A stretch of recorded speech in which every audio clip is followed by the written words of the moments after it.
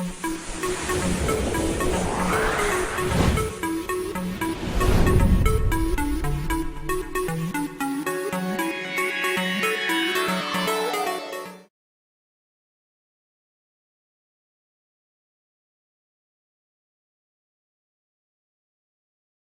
Friends, Vasani sir chemistry YouTube channel में हूँ दीपक वसाणी आप सबનું हार्दिक स्वागत करूं છું।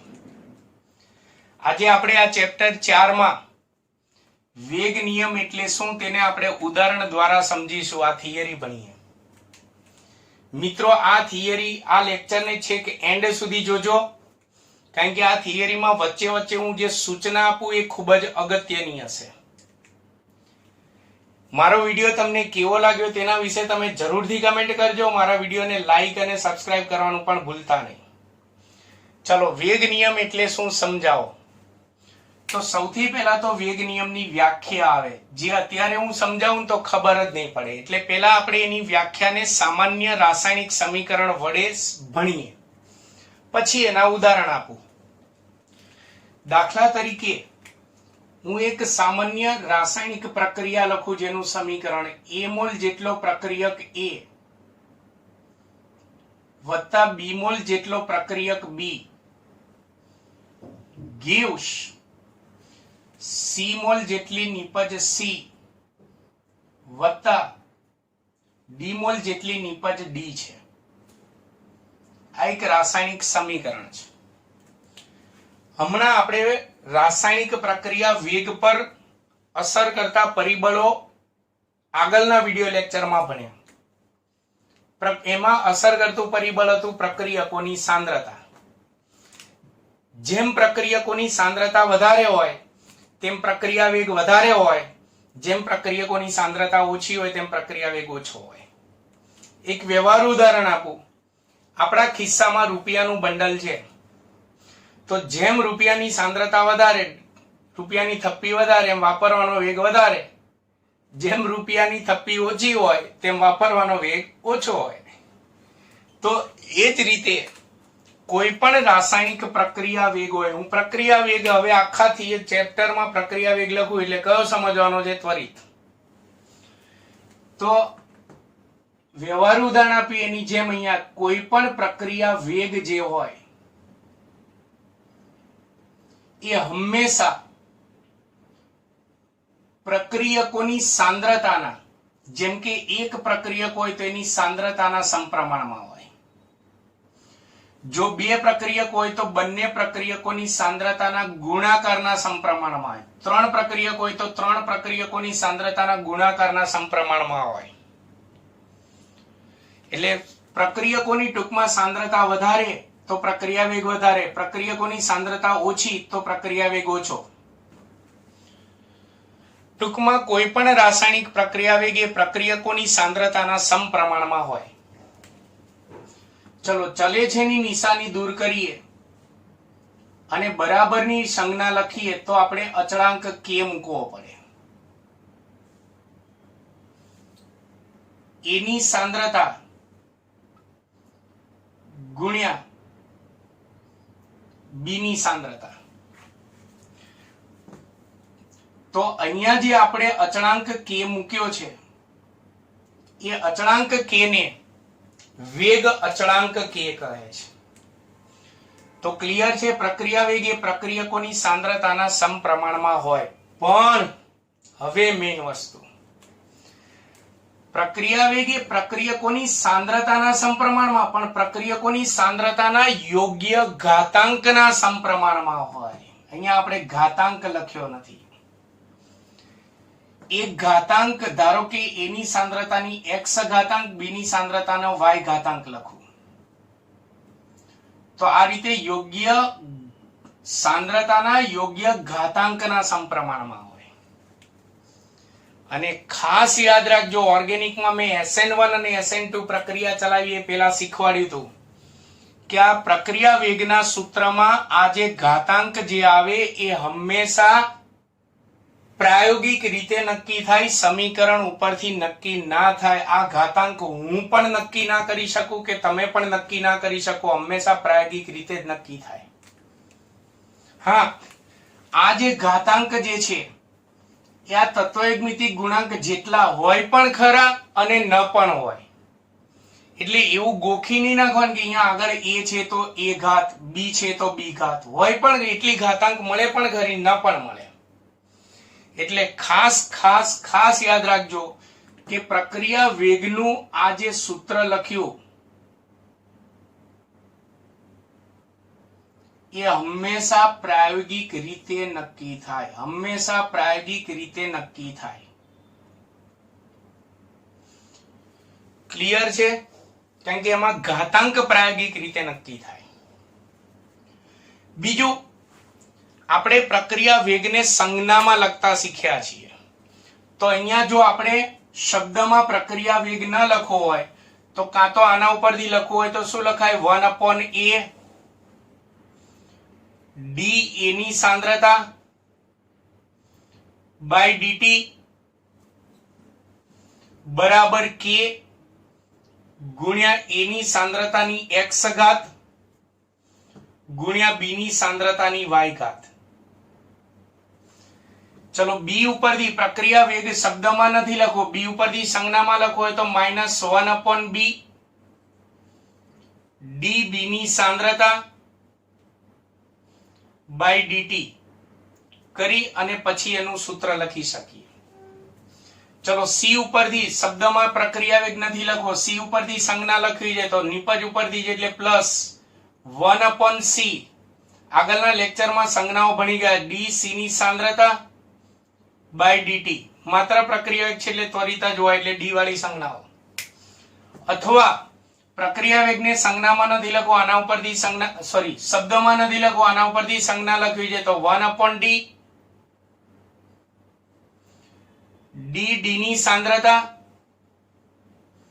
બાય dt આ રીતે લખી શકાય. ટૂંકમાં આપણે લાસ્ટ લેક્ચરમાં આ જે ભણ્યા હતા એ પ્રક્રિયા વેગ શબ્દમાં ના લખવો હોય, સંજ્ઞામાં લખવો હોય તો એ સંજ્ઞા ભણ્યા હતા. એ સૂત્ર નહોતું, એ સંજ્ઞા હતી એની. અને આજે આ જે ભાગ ભણીએ છીએ એ શોધવાનું સૂત્ર છે. સમજણ પડી? ગયા લેક્ચરમાં જે આપણે પ્રક્રિયા વેગની દર્શાવવાની રીત ભણ્યા હતા એમાં પ્રક્રિયા વેગ શબ્દમાં ના લખવો હોય તો સંજ્ઞામાં લખવાની રીત ભણ્યા હતા. એ શોધવાની રીત નહોતા ભણ્યા, એ શોધવાનું સૂત્ર આજે ભણ્યા આ વિડિયો લેક્ચરમાં. એટલે પ્રક્રિયા વેગ શોધવું હોય તો એનું સૂત્ર આ, પણ આ શું છે? એ પ્રક્રિયા વેગને શબ્દમાં ન લખવો હોય તો એને સંજ્ઞામાં લખવાની રીત હતી. ક્લિયર? ચલો હવે આપણે વેગ નિયમ જે છે એની વ્યાખ્યા સોલ્વ કરીએ. પેલા વ્યાખ્યા સોલ્વ કરીએ પછી હું વ્યાખ્યા બોલું છું. આ રાસાયણિક પ્રક્રિયા વેગ એ પ્રક્રિયકોની સાંદ્રતાના યોગ્ય ઘાતાંકના સમપ્રમાણમાં, આ ઘાતાંક પ્રાયોગિક રીતે નક્કી થાય. પણ આ જે ઘાતાંક જે છે પ્રાયોગિક રીતે નક્કી થાય, તત્વયુગ્મિતિક ગુણાંક જેટલો હોય પણ ખરો, ન પણ હોય એ પણ મેં કહ્યું. પણ આ ઘાતાંક પ્રાયોગિક રીતે નક્કી થાય તો એ નક્કી કરવા માટે આપણે શું કરવું જોઈએ પ્રયોગમાં? તો એ નક્કી કરવા માટે, આ સાંદ્રતાના ઘાતાંક નક્કી કરવા માટે આપણે પ્રયોગ દરમિયાન આ પ્રક્રિયકોની સાંદ્રતા જે છે એનો મોટા પાયા પર અભ્યાસ કરવો પડે અને પછી આપણે આ સાંદ્રતાનો યોગ્ય ઘાતાંક નક્કી કરી શકીએ. ક્લિયર છે? એટલે મેં કીધું પ્રાયોગિક રીતે નક્કી થાય. તો અહીંયા મેં પ્રક્રિયા વેગનું આ જે પ્રાયોગિક સૂત્ર લખ્યું એ કોના સંદર્ભમાં લખ્યું છે? પ્રક્રિયકોની સાંદ્રતાના સંદર્ભમાં મેં દર્શાવ્યું, નિપજોની સાંદ્રતાના સંદર્ભમાં નહીં. હંમેશા પ્રક્રિયા વેગ શોધવો હોય તો પ્રક્રિયકોની સાંદ્રતાના સંદર્ભમાં જ એના વેગનું સૂત્ર લખવાનું હોય. તો આ પ્રક્રિયા વેગને આપણે પ્રક્રિયકોની સાંદ્રતાના સંદર્ભમાં આપણે આ જે પ્રયોગ કરી અને જે દર્શાવ્યું, તો આ જે દર્શાવવાની રીતને કહેવાય છે વેગ નિયમ પણ કહેવાય છે. જોજો એના કેટલા નામ છે. એને વેગ નિયમ પણ કહેવાય,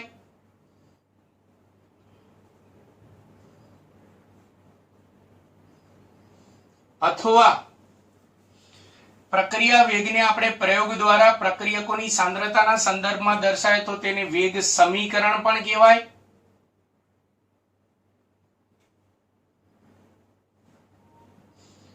અથવા પ્રક્રિયા વેગને આપણે પ્રક્રિયકોના સાંદ્રતાના સંદર્ભમાં પ્રાયોગિક રીતે દર્શાવે તો તેને વેગ અભિવ્યક્તિ પણ કહેવાય.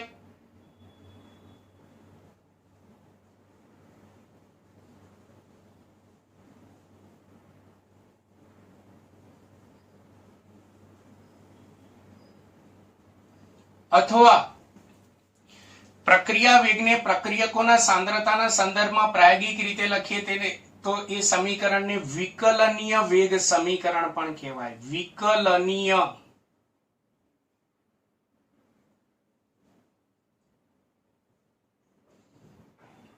વેગ સમીકરણ પણ કહેવાય. આપણે આના પછીની બધી થિયરીઓમાં હું આ શબ્દ વાપરીશ, વિકલનીય વેગ સમીકરણ. એટલે યાદ રાખવાનું, આપણે આ વિકલનીય વેગ સમીકરણ એટલે કે વેગ નિયમનું સમીકરણ જે આપણે લખીએ એ હંમેશા પ્રાયોગિક રીતે જ નક્કી થાય.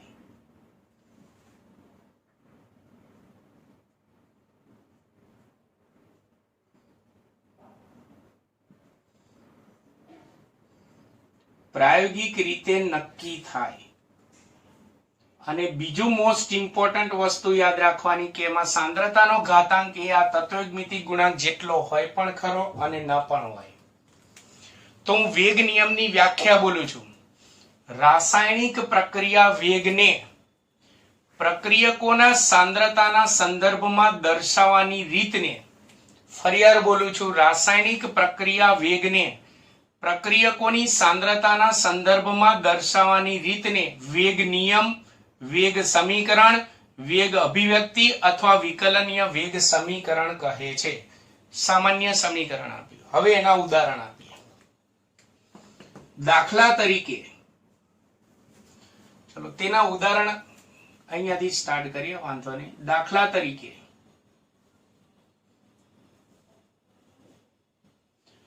આ થિયરી પૂછાય તો તમને આ જે ઉદાહરણ જે આપું છું થિયરીમાં, એ ઉદાહરણ તમારે મોઢે કરવા પડશે, કારણ કે આપણે સમીકરણ ઉપરથી લખી નહીં શકીએ, પ્રાયોગિક રીતે નક્કી થયેલા હોય. દાખલા તરીકે પહેલું સમીકરણ H2 plus I2 gives 2HI. આનું વિકલનીય વેગ સમીકરણ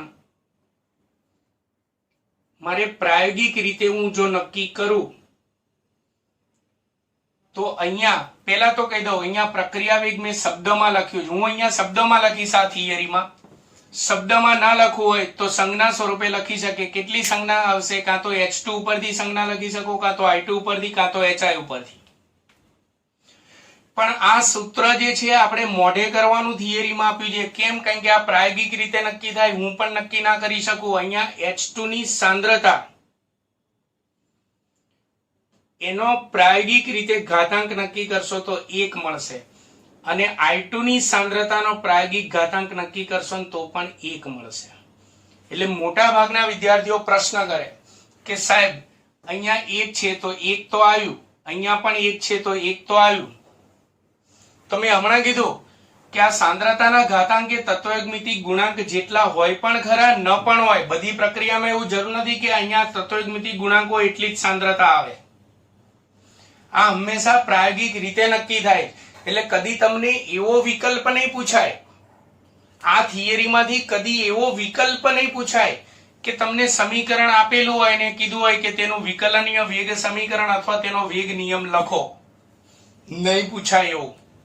યાદ રાખજો, કારણ કે પ્રાયોગિક રીતે નક્કી થાય છે. જેમ કે જો અહીંયા આપણને સાંદ્રતાના ઘાતાંક જે છે તત્વમિતિક ગુણાંક જેટલા મળ્યા, પણ ધારો કે આ પ્રક્રિયા લઉં છું, H2 plus Br2 gives 2HBr છે. તેનું વિકલનીય વેગ સમીકરણ લખું એટલે કે વેગ નિયમ લખું એનો, તો પ્રક્રિયા વેગ હું અહીંયા શબ્દમાં લખું છું. સંજ્ઞામાં લખી શકાય, કાં તો H2 પરથી સંજ્ઞા, કાં તો Br2 પરથી અથવા HBr પરથી સંજ્ઞા. બરાબર. હવે એનું સૂત્ર લખું તો અહીંયા પ્રાયોગિક રીતે H2 ની સાંદ્રતાની 1 ઘાત આવે છે, એટલે એમાં તત્વયુગ્મિતિ ગુણાંક જેટલો ઘાતાંક આવે છે, પણ પ્રાયોગિક રીતે Br2 ની સાંદ્રતા 1/2 આવે છે. આ પ્રાયોગિક રીતે નક્કી કરે. અહીંયા તત્વયુગ્મિતિ ગુણાંક 1 છે, પણ અહીંયા સાંદ્રતાનો ઘાતાંક કેટલો આવે છે? 1/2. એટલે એવું નહીં ગોખવાનું કે અહીંયા આગળ જે તત્વયુગ્મિતિ ગુણાંક હોય એ જ ઘાતાંક હોય પણ ખરા અને ન પણ હોય. જો એટલે જ હું કહું છું એવો કોઈ વિકલ્પ નથી પૂછવાનો કે પ્રક્રિયા આપેલી હોય અને એનું વિકલનીય વેગ સમીકરણ અથવા વેગ નિયમ પસંદ કરો. એવો કદી કોઈ પરીક્ષક એવો પ્રશ્ન પૂછી જ ના શકે, કારણ કે આ સમીકરણો જે છે પ્રાયોગિક રીતે નક્કી થાય. તો ઘણાને એમ થાય સાહેબ તમે કેવી રીતે લખો? તો મેં ચોપડીમાં આપ્યા છે એટલે હું લખું છું, હું પણ નક્કી ના કરી શકું. તો ચાલો હજી બીજા ઉદાહરણ આપું. દાખલા તરીકે ત્રીજું ઉદાહરણ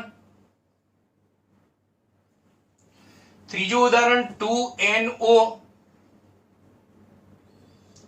plus O2 gives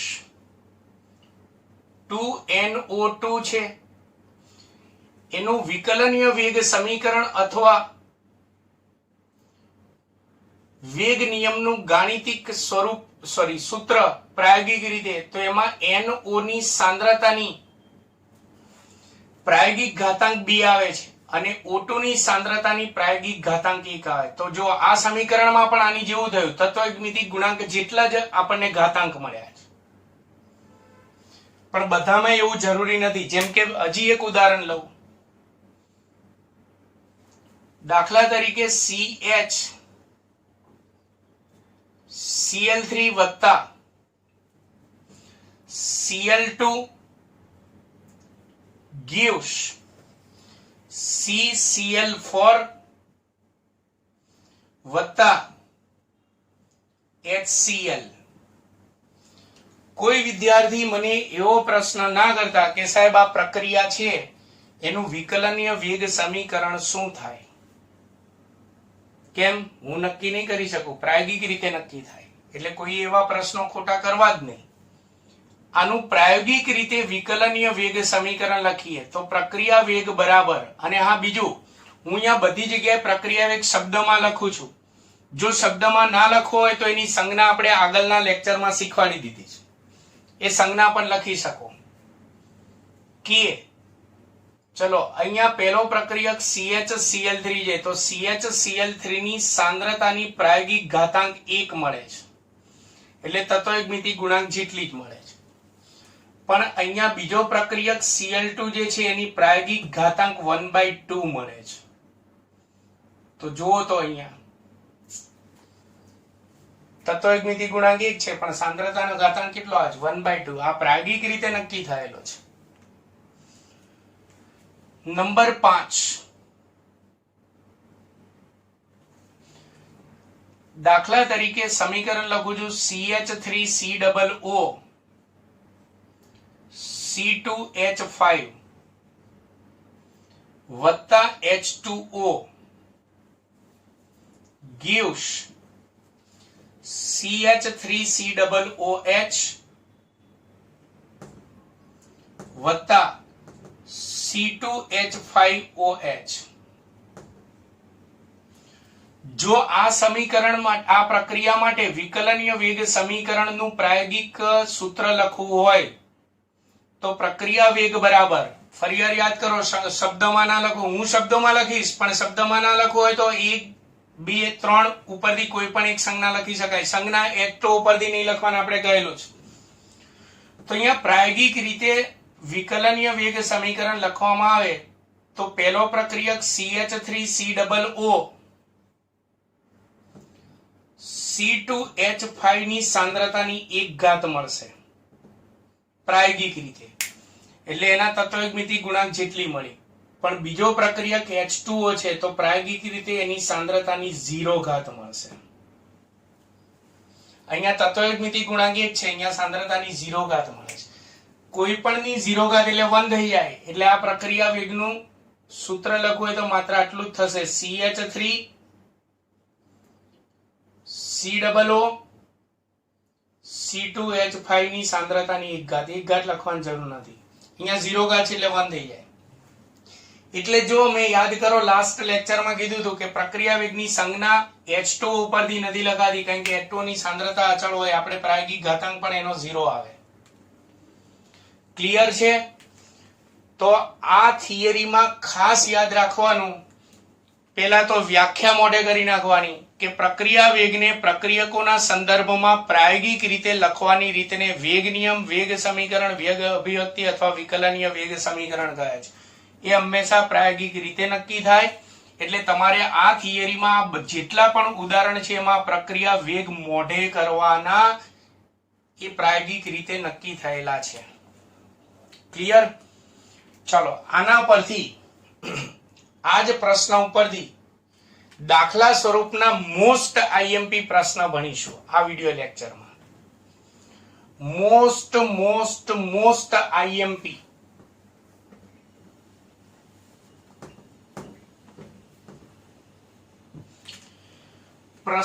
આમ દાખલો છે, આની અંદર તમને કોઈ પણ એક પ્રક્રિયા આપેલી હશે અને પ્રશ્નમાં એનું વિકલનીય વેગ સમીકરણ પણ આપેલું હશે. કેમ? કારણ કે એ પ્રાયોગિક રીતે નક્કી થાય. એટલે સમીકરણ આપ્યું હશે, વિકલનીય વેગ સમીકરણ પણ પ્રશ્નમાં આપેલું હશે. દાખલા તરીકે અહીંયા હું દાખલો બનાવું છું, પણ હા ધ્યાન રાખજો, તમને આ ટાઈપનો દાખલો મોસ્ટ આઈએમપી, એમાં પ્રક્રિયા બદલી શકે છે. જેમ કે 2NO plus O2 gives 2NO2 અને બાજુમાં એનું વિકલનીય વેગ સમીકરણ આપ્યું હશે, પ્રક્રિયા વેગ બરાબર. હા, પ્રશ્નમાં આ શબ્દમાં ના લખ્યો હોય તો સંજ્ઞામાં લખેલો હશે. સંજ્ઞા આપણે આગળના લેક્ચરમાં પેલી ડી વાળી સંજ્ઞા લખેલી હોઈ શકે. ડી વાળી સંજ્ઞા કાં તો NO2 પરથી હશે, કાં તો O2 પરથી હશે, અથવા તો NO2 પરથી હશે. પણ આ પ્રશ્નમાં આપેલો K ગુણ્યા NO2 ની સાંદ્રતાની 2 ઘાત ગુણ્યા O2 ની સાંદ્રતાની 1 ઘાત છે. ટૂંકમાં સમીકરણ અને આ વિકલનીય વેગ સમીકરણ આ બંને પ્રશ્નમાં આપેલું હશે, પણ પરીક્ષામાં કોઈ પણ પ્રક્રિયા અને એનું વિકલનીય વેગ સમીકરણ હશે. જરૂર નથી હું ચલાવું એ જ હોય રકમ બેઠી. અહીં જો હજી રકમ શરૂ છે, અહીં જો નંબર 1, ચલો કેટલા પ્રક્રિયક છે આપણા આની અંદર? 2 છે ને? તો NO2 ની સાંદ્રતા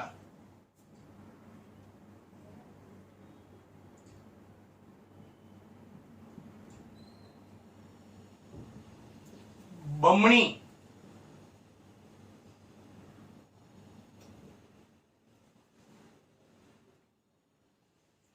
કરવામાં આવે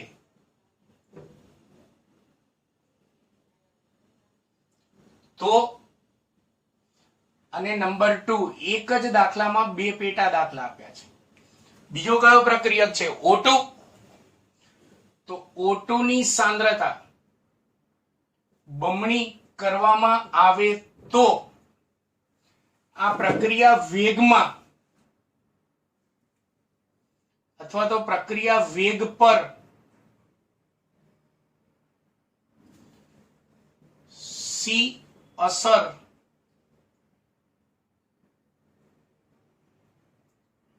થશે.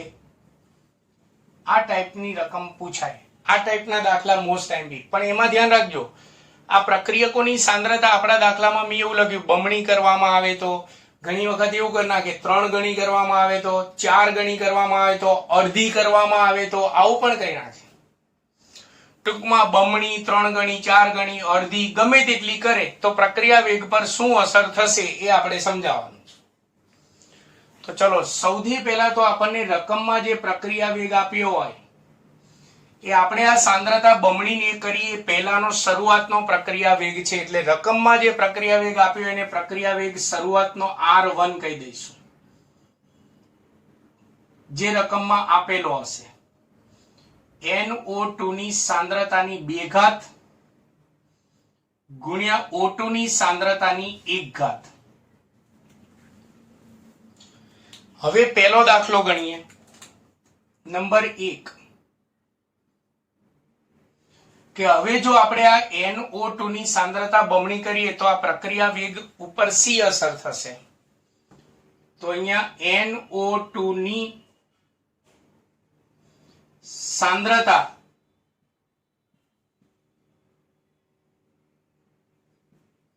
બમણી કરતા, ચલો હવે NO2 ની સાંદ્રતા બમણી કરીએ તો આપણને નવો પ્રક્રિયા વેગ મળે જેને હું R2 કહીશ. તો માટે નવો પ્રક્રિયા વેગ R2 બરાબર K ગુણ્યા આની સાંદ્રતા આપણે બમણી કરી એટલે હવે આગળ 2 વડે ગુણી નાખો. 2NO2 ની સાંદ્રતાનો સ્ક્વેર ગુણ્યા O2 ની સાંદ્રતા અત્યારે એમને એમ રાખી છે. આપણી પહેલી રકમમાં માત્ર NO2 ની સાંદ્રતાને બમણી કરી છે.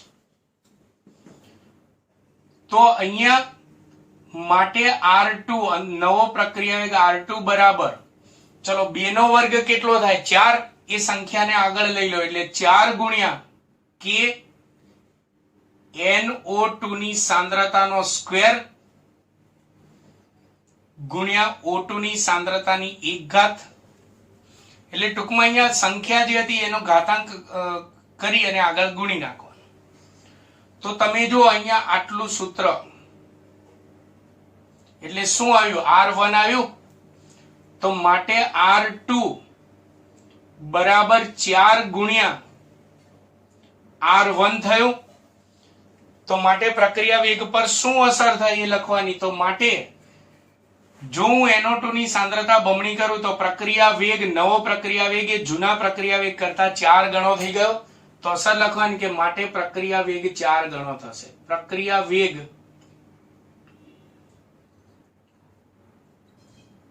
4 ગણો થશે. આ રીતે ગણતરી કરવાની.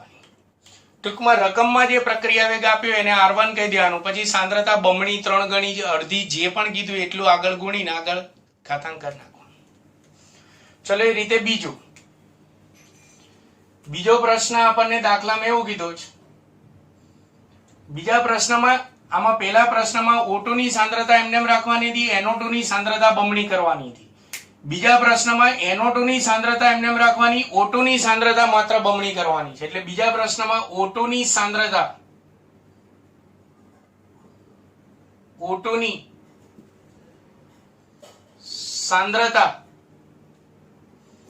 બમણી કરતા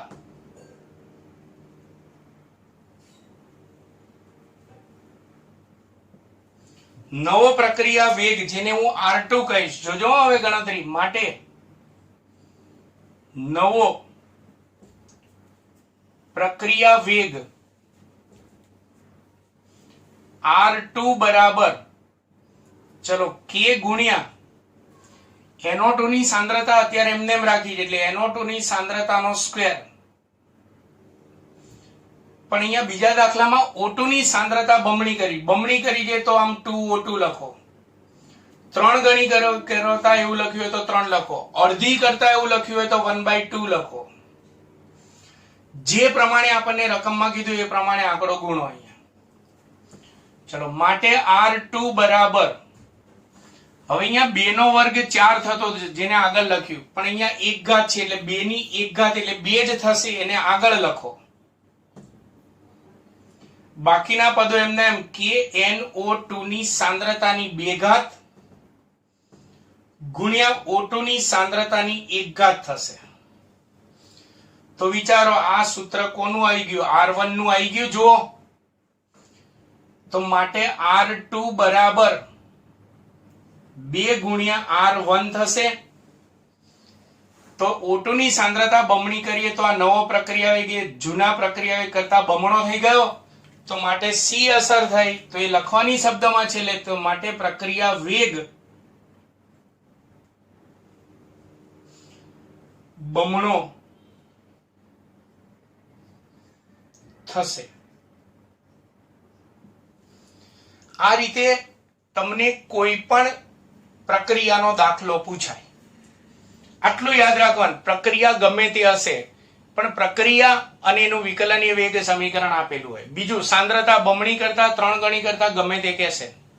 ધારો કે જો આમાં જ કહીએ સાંદ્રતા અડધી કરતા એવું કરી નાખીએ. ચલો જો શીખવાડું તમને. સાંદ્રતા પેલા 3 ગણી કરતા એવું કરી નાખું. 3 ગણી કરતા એવું કીધું છે તો અહીંયા કેટલા વડે ગુણવાના? 3 વડે. તો 3 નો વર્ગ કેટલો થશે? 9. તો અહીંયા 9 વડે ગુણાશે તો માટે પ્રક્રિયા વેગ કેટલા ગણો થશે? 9 ગણો થઈ ગયો. એ રીતે ચલો ધારો કે અહીંયા અડધી કરતા એવું લખ્યું છે. NO2 ની સાંદ્રતા અડધી કરતા એવું લખ્યું છે. અડધી કરતા, અડધી કરવાની એટલે અહીંયા 1/2 કરી નાખવાનું. 1/2 કરો એટલે 1/2 નો વર્ગ આગળ કેટલો થશે? 1/4 થશે. તો અહીંયા 1/4 થશે. તો અહીંયા જવાબમાં આવું લખવાનું 1/4 ગણો થશે. ગણામાં લખવું હોય તો 1/4 ગણો થાય અને ભાગમાં લખવું હોય તો પ્રક્રિયા વેગ ચોથા ભાગનો થશે એવું લખાય. સમજણ પડી ગઈ? ચલો એ રીતે અહીંયા O2 ની સાંદ્રતા બમણી કરતા અહીંયા 2 વડે ગુણે. ધારો કે અહીંયા તમને એમ કે 3 ગણી કરતા,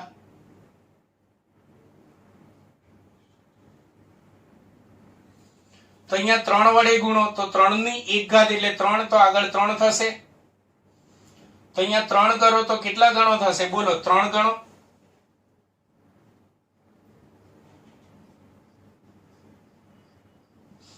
એ રીતે 4 ગણી કરતા તો 4 વડે ગુણો તો 4 ગણો થશે અહીંયા. ચલો અહીંયા અડધી કરતા એવું લખ્યું છે તો અડધી કરતા એવું લખ્યું તો 1/2 વડે ગુણવાના. તો 1/2 ની 1 ઘાત એટલે 1/2 જ થાય, જેને આગળ લખી નાખવાનો. તો અહીંયા શું આવશે? 1/2. તો ગણામાં લખવું હોય તો 1/2 ગણો થાય અને ભાગમાં લખવું હોય તો બીજા ભાગનો એટલે કે અડધા ભાગનો થાય, અડધો થાય. સમજણ પડી? એટલે ટૂંકમાં બમણી કરતા, 3 ગણી કરતા, અડધી કરતા ગમે તે થાય, તમારે આ રીતની ગણતરી કરવાની. આ ટાઈપના પ્રશ્નો, દાખલા મોસ્ટ IMP. તો મિત્રો તમને મારો વિડિયો લેક્ચર કેવો લાગ્યો તેના વિશે તમે જરૂરથી કમેન્ટ કરજો. મારા વિડિયો લેક્ચરને લાઈક અને સબસ્ક્રાઇબ કરવાનું ભૂલતા નહીં. નમસ્કાર.